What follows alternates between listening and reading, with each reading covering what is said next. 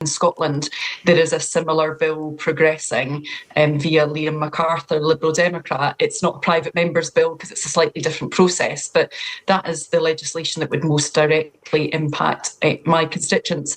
So I voted for aye at second reading because it's about the general principles of the bill, and in principle I agree that the system that we have currently doesn't work, and that we needed to have the opportunity to look in closer detail at the bill to work out whether that bill, and that would, if passed into legislation, would deliver for that small number of people who have terrible deaths, and we've all heard about them while this legislation has been discussed. There's an expectation that if Liam MacArthur's bill is successful in Scotland, that there are reserved implications for that, which was one of the reasons for taking part in the division. I'm very conscious that this is an amendment that's been put forward by Kim, who I know well, and is still to be discussed and agreed by the Bill Committee. It may be that this amendment is not accepted by that Bill Committee,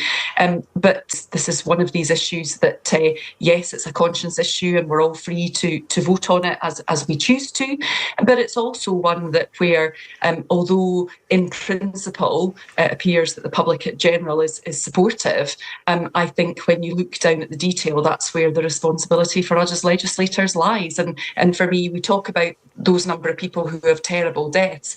What we have to be concerned about as legislators is if this legislation is successful, what about those people that potentially partake in this legislation and shouldn't have, and what is the balance and the best outcome? So I'm still ultimately undecided, I suppose, as that's a long-winded way of saying. So do you know how you'll vote the next time it comes back? No, because I don't know what the legislation I'll be voting on is. Oh, interesting. Okay. There are already. So I voted in principle for the general proponents of the bill. Right. I will now wait to see what actual bill emerges from the Bill Committee.